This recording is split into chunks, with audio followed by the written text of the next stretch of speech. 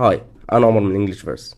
لو أنت من المهتمين بتعلم اللغات، سواء اللغة دي هي الإنجليش أو أي لغة تانية، فالإيديومز والإكسبريشنز هما من أهم المفاتيح اللي هيساعدوك إنك تدرس وتتقن اللغة دي.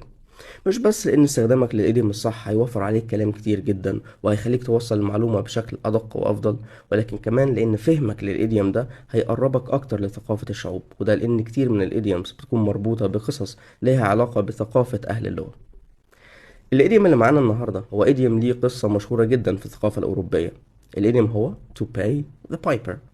لو هنترجمه للغة العربية، إنك تدفع لعازف المزمار. مين هو عازف المزمار؟ والمفروض ندفع له إيه؟ ده اللي هنعرفه في الفيديو ده. You, my friend, are about to pay the piper. I should pay who? أحداث الإيديوم بتاعنا النهاردة بتدور في ألمانيا في العصور الوسطى، تحديدا في قرية اسمها هاملن، واللي زيها زي كتير من المدن الأوروبية وقتها كانت بتعاني من انتشار الفئران. ولأن الفئران كانت عاملة مشكلة كبيرة جدا في هاملن، فعرضت القرية مكافأة مالية على أي شخص هيقدر يخلصهم من الفئران. وفي يوم ظهر ميستيريوس مان، راجل غامض معاه بايب مزمار، وعد القرية إن هو هيقدر يخلصهم من الفئران مقابل المكافأة المالية اللي هما وعدوه بيها. رحبت جدا القرية بيه، وبالفعل البايبر صحي تاني يوم من الدون من الفجر وابتدى يعزف سيمفونية على المزمار بتاعه.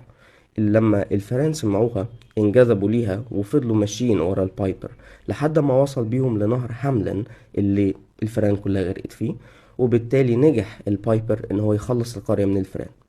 لكن لما راح يطالب القرية بالفلوس، رفضت القرية انها تديله الفلوس، وده اللي خلى البايبر يغضب جدا وتوعد لهم بخطة تانية. وتاني يوم البايبر ابتدى يمشي في شوارع هاملن ويعزف سيمفونية جديدة، ولكن الهدف من السيمفونية دي مش جذب الفئران المرة دي، ولكن كانت جذب أطفال القرية اللي لما سمعوا السيمفونية اتبعوا البايبر لبره مدينة هاملن. والقصة ليها نهايتين. النهاية الأولى إن البايبر خطف أطفال القرية ومحدش قدر يلاقيهم تاني، والنهاية التانية إن القرية اضطرت تدفع للبايبر الفلوس بتاعه بالفعل عشان يرجع لهم أطفال القرية. سواء أنت مع النهاية الأولى أو مع النهاية التانية، معنى الإيديوم ده بوضوح هو إن one day you will have to pay the piper. في يوم من الأيام هتدفع لعازف المزمار، يعني في يوم من الأيام هتدفع عواقب الفعل السيء اللي أنت عملته.